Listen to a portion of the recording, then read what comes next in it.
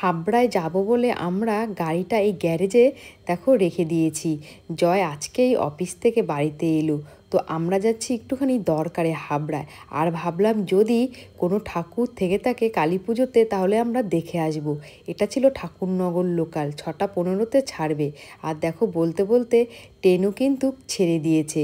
আমি আর জয় যাচ্ছি, ছোট্ট সোনামাকে কিন্তু নেইনি, যেহেতু এখন বাইরে হালকা বেশ ঠান্ডাও পড়ে গেছে আর ট্রেনটা এখন ঠাকুরনগর থেকে ছাড়ছে। বলতে বলতে পৌঁছে গেছি আমরা হাবড়াতে।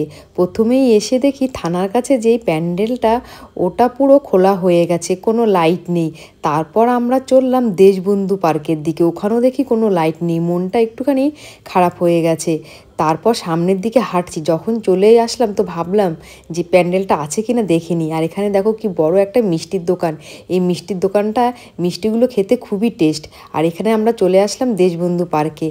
দেখলাম গিয়ে ঠাকুর দেখো বিসর্জনের পথে যাচ্ছে, আর আমরা এই ভাঙা প্যান্ডেল দেখতে আসলাম, খুব দুঃখ লাগলো। এখানে দেখো ঠাকুর দেখতে, ঠাকুর নেই এখানে, ঠাকুর বিসর্জন দিতে নিয়ে যাচ্ছে। ওই দেখো কি করবো, এখন বাড়ি চলে যাচ্ছি আমি আর জয় মনের দুঃখে। লাইটিং নেই, ঠাকুর নেই, প্যান্ডেল ভেঙেও ফেলেছে। ঠাকুর তো দেখা হলো না, হেঁটে হেঁটে পা ব্যথা হয়ে গেল, তাই ভাবলাম একটু রাজনন্দিনী রেস্টুরেন্টে যাই, কিছু খাবো। আর দেখো রেস্টুরেন্টটা কত সুন্দর, এখানে সেলফি জোন আছে, আরও অনেক কিছু আছে, ঘুরে ঘুরে বেশ দেখলাম। তারপর আমরা মেনু কার্ড নিয়ে অর্ডার করে দিলাম, অর্ডার তো দিয়েই দিলাম। তারপর ভাবলাম এত সুন্দর যখন ছবি তোলার জায়গা আছে, কয়েকটা ফটো তুলেই নিই। দেখো একটুখানি পোজ দিয়ে কয়েকটা ছবিও তুলে নিয়েছি। তারপর যাচ্ছি ভেতরের দিকে। খাবার তো আমরা ঢোকার সাথে সাথেই অর্ডার দিয়ে দিয়েছি।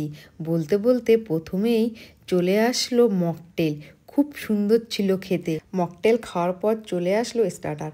এটা খাওয়ার পর ভাবলাম যে একটুখানি মেন কোর্সে যাব। দেখো কত সুন্দর এই খাবারটার নামটা না ভুলে গেছি, খেতে কিন্তু খুব টেস্টি ছিল।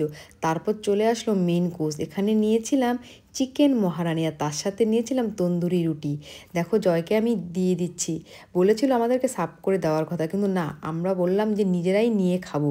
আর সত্যি মুখে দেওয়ার সাথে সাথে চিকেনটা পুরো গলে গেছে। চিকেন মহারানি তো পুরো একদম মহারানির মতনই খেতে লাগছিল। এত কিছু খাবার পর তারপর ভাবলাম একটা আইসক্রিম খেয়ে নিই।